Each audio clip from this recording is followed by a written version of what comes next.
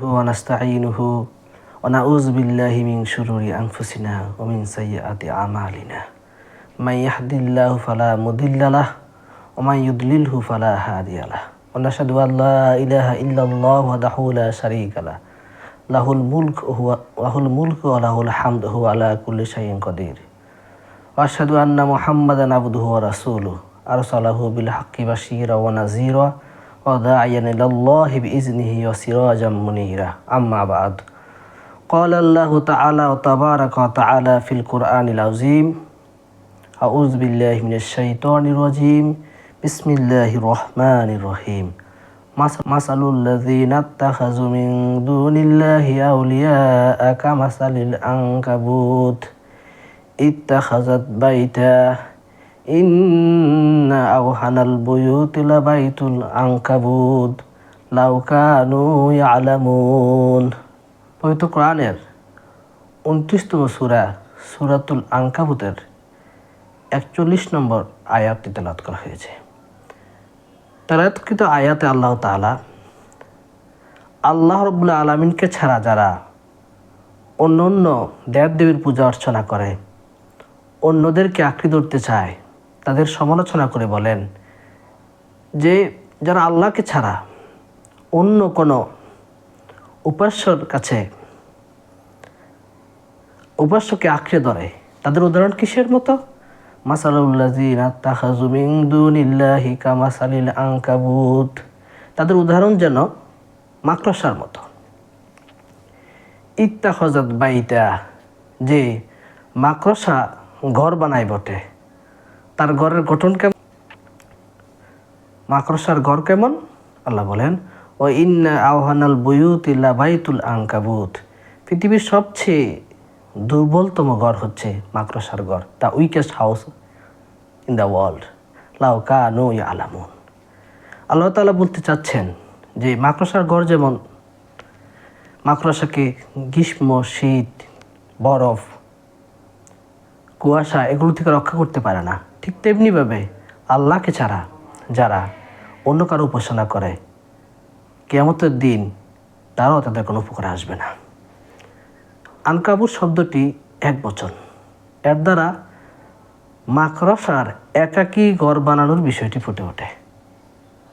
পবিত্র করে আল্লাহ তাআলা সূরা নাহল, মৌমাছি, সূরা নামল, পিঁপড়ায়, এই সূরাগুলোতে নামল এবং নাহল শব্দগুলোকে বহুবচনে ব্যবহার করেছেন। এতে করে তাদের সমাজবদ্ধতার দিকে ইঙ্গিত রয়েছে এবং এই আনকাবুত শব্দটিকে একবচনে ব্যবহার করেছেন।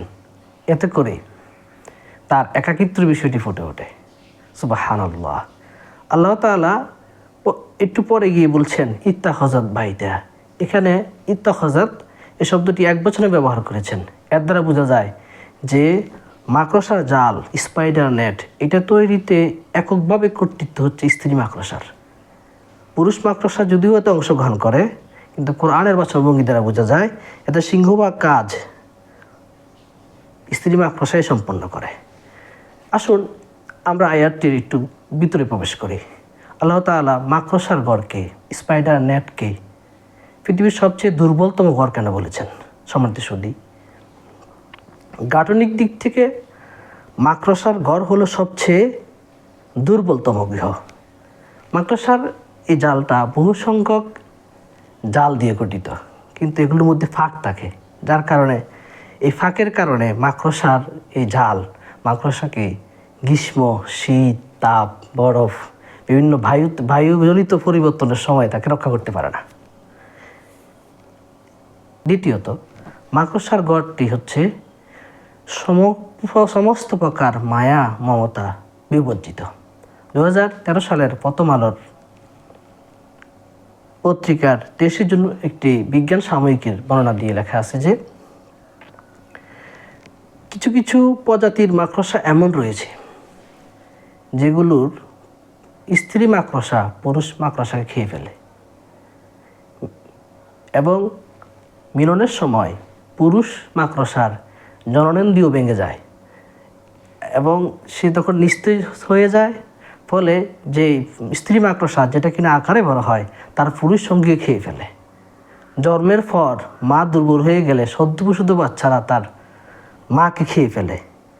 দেখা গেছে যে এই ঘরে কোনো মায়া মমতা নেই, কোনো সিম্পেতি নেই, দয়া মায়া নেই। সম্মানিত দিনী ভাই বোনেরা, আজকে কি আমাদের ঘরগুলো মাকড়সার ঘরের মতো হয়ে যায়নি? আমাদের ঘরগুলোর দিকে তাকান, ভাই ভাই ঝগড়া হচ্ছে, খুন হচ্ছে, মুখ দেখাদেখি বন্ধ। প্রত্যেকটা ঘর থেকে যেন দয়া মায়া মমতা শব্দগুলো উদাও হয়ে গেছে। সুতরাং গাঠনিক দিক থেকে যেমন মাকড়সার ঘর ভঙ্গুরতম, তেমনি স্পিরিচুয়ালি আধ্যাত্মিকভাবেও মাকড়সার ঘর ভঙ্গুরতম। সময়ত শুধু আজকে আমরাও বিশাল বিশাল হাই রাইজ বিল্ডিং উড়াচ্ছি। আমাদের আকাশচুম্বী বিল্ডিংয়ের গর্বে আমাদের বুক ফুলে ওঠে। বিজ্ঞানের এই চরম উৎকর্ষতার যুগেও আমরা প্রকৃতির কাছে কত অসহায় হয়ে পড়েছি ভেবে দেখেছেন?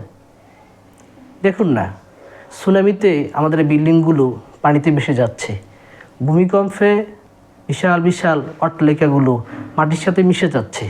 মাকড়সার গজ যেমন ভঙ্গুরতম, আল্লাহ তাআলা যেন আমাদের দেখিয়ে দিচ্ছেন যে আমাদের তৈরি আধুনিক সময়ের এই ঘরগুলো তো অত্যন্ত ভঙ্গুরতম। সুতরাং আমাদের ঘরগুলো তো মাকড়সার ঘরের মতো হয়ে গেছে, যেখানে কোনো ধরনের সভ্যতা, ভব্যতা, সামাজিকতার বালাই নেই। ঠিক গঠনগত দিক থেকেও আমাদের ঘরগুলো মাকড়সার ঘরের মতো হয়ে গেছে, যেগুলো স্থায়িত্ব, যদিও আমরা খুব গর্ববোধ করি, স্থায়িত্বের কোনো চিহ্ন নেই। যে কোনো মুহূর্তে এগুলো প্রকৃতির ধ্বংসলীলায় পরিণত হতে পারে। সম্মানিত সুধী, মাকড়সার জাল শব্দটার ইংরেজি হচ্ছে স্পাইডার নেট। আপনি নেট দিয়ে শব্দটা খেয়াল করুন। আজ তথ্য প্রযুক্তির এই যুগে এই কৃত্রিম জাল আমাদের সারা বিশ্বকে জড়িয়ে রেখেছে, সারা বিশ্বকে আষ্টে পৃষ্ঠে বেঁধে রেখেছে, যাকে আমরা সোশ্যাল নেটওয়ার্কিং সাইট বা সোশ্যাল নেটওয়ার্কিং সাইটস বলছি, সামাজিক যোগাযোগ মাধ্যম। এগুলোর মধ্য দিয়ে আজকে আমরা একের সাথে অপর কানেক্টেড হচ্ছি। মাকড়সার জাল যেমন একটার সাথে কানেক্টেড হয়, কিন্তু দুঃখের বিষয় আমরা কানেক্টেড তো হচ্ছি ঠিক, কিন্তু আমাদের এই সামাজিক সম্পর্কগুলো শুধুমাত্র নাম কাওয়াস্তে। আমাদের সামাজিক সম্পর্কের মধ্যে কোনো ধরনের স্থায়িত্ব নেই, কোনো ধরনের ভালোবাসা প্রেম নেই, সবই মেকি। সুতরাং এই আয়াতে আল্লাহ তাআলা যেন আধুনিক সময়ের মানুষদের হিউম্যান নেচার, মানব প্রকৃতিটাকে সুন্দরভাবে ফুটিয়ে তুলছেন। আল্লাহ তাআলা আমাদেরকে পবিত্র কোরআন থেকে বুঝার শোনার তৌফিক দান করুক। ওমা আলাইনা ইল্লাল বালাগ। আসসালামু আলাইকুম ওয়া রাহমাতুল্লাহি ওয়া বারাকাতুহু।